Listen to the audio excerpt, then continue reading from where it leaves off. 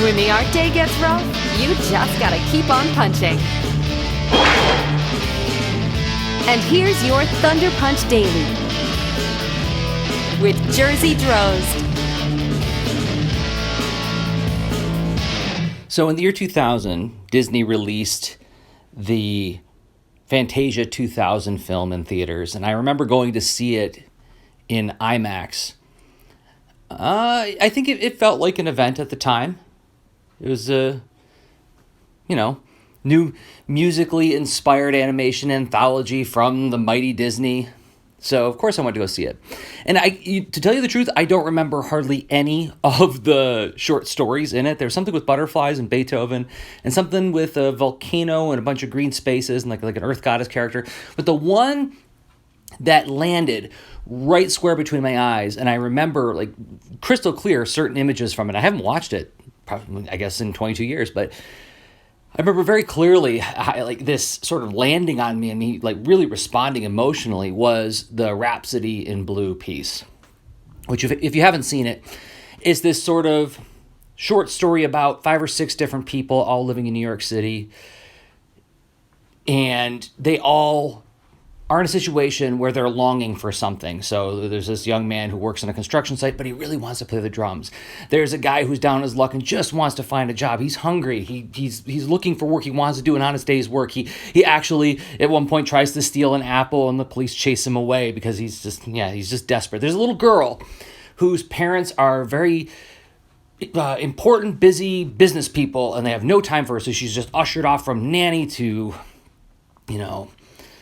some kind of tutor to, doing ballet practice. She's just always being shuffled around from event to event, never actually just being with mom and dad.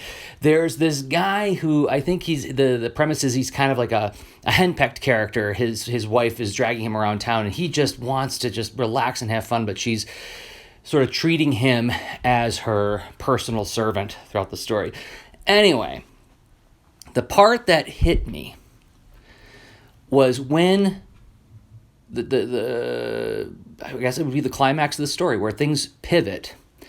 The young man on the construction site decides, to heck with it, I can't do this anymore, and he goes off to try out for a drumming audition, and he gets to play in a band. And when he gives up that job, he throws his hat or whatever, and like it cascades down, and the guy who's looking for work gets a job at the construction site, and now he's happy. And then some other, like, that leads to another cascading event that trickles off to where the little girl whose parents don't pay any attention to her almost gets hit by a car, and the parents finally realize, oh my gosh, we could have lost her and we were never paying attention to her. Let's celebrate our child.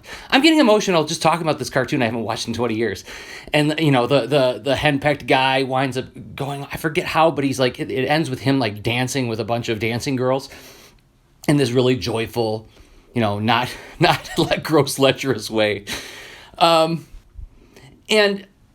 so what was I? was like 25 when that came out. And I remember just like there's something that rang and resonated with me about this idea of like somebody making the choice that comes from their soul. They choose this thing that makes them complete, will heal the world kind of idea. Now, you can subscribe to that, you cannot subscribe to that, but I find that a very moving idea. This idea of like, what did the guy at the construction site do? Did he cure cancer? No. But he listened to what was in his soul and then he acted on it.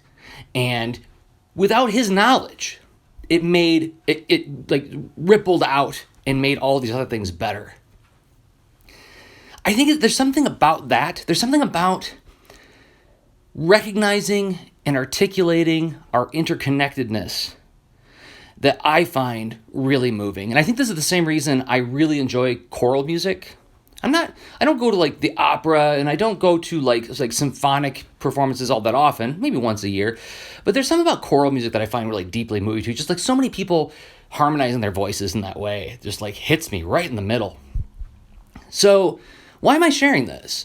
This is one of the sort of themes of Baron von Baer, is like really trying to emphasize that whether we like it or not, whether we agree with each other or not, we all need each other. We're all connected to one another. And now let's get a little bit more practical about the expression of that idea. even if you're listening to this recording years after I recorded it, it's within living memory. We experienced, and in other ways are still experiencing, a global health crisis, a pandemic, right? In the beginning of, what was it? It was like late 2019, early 2020. And look at how fast that virus just ripped through our world. It did not take long for it to become an emergency. And when every variant of COVID-19 popped up, it was just like, oh, there's this thing called Omicron. Well, it's not in the United States yet. Oh my gosh, it's like 12 states now. Oh, now it's everywhere. Can't avoid it.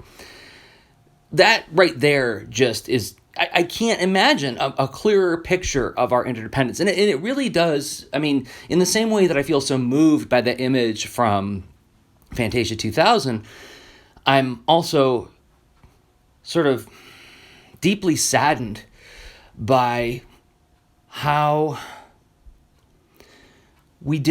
so many of us didn't see that interconnectedness through that global and urgent and shocking image of how quickly that virus was everywhere. So it's something that's been important to me for a long time. I think it's interesting that this process of visiting upon all of the themes and ideas that went into Baron von Baer in the case of the Two-Faced statue, baronvonbaer.com. So many of these ideas go back like 20 years for me. These are things that have been in me and in my heart for a long time, and it's taken me a long time to find the story to express all this stuff. This is one of the reasons the book is so darn important to me. I've done a lot of different books over the years. I mean, Science Comics Rockets, which I co-authored with my wife, Ann, we kind of touch on some of these ideas. It was more through the lens of examining our relationship with animals and how we treat animals, which is a kind of interconnectivity, but this is like more broadly. So what am I saying about, how does this like manifest in Baron von Baer without spoiling anything? Adventure genre fiction tends to, not always, there's a lot of good examples of this not being the case, but a lot of cases, especially in young people's fiction, it tends to be like good versus evil. Here's the heroes, here's the villains. It's really binary and it's easy to understand. And I love it. Don't get me wrong, I love it. And especially for me, when I'm watching something like He-Man and the Masters of the Universe, I'm really interpreting those stories through the lens of, these are all little pieces of my own psyche. Skeletor is as much in me as Prince Adam is in me. So that othering of the villains, and I think in the best kids' cartoons, the villains all have a certain lovableness to them, a certain compassion that's extended to them. They're not just Snidely Whiplash there to be nasty and twist their mustache. But in any case, I consume that stuff with that lens. So I can identify with the villains as much as the heroes, and often I talk about villains in my comics classes as they're often the most fun to write because they get to say and do all the terrible things you want to do, but society and your own ego and your own sense of ethics and morality won't allow you to do, right? Going back to that like Jungian shadow stuff.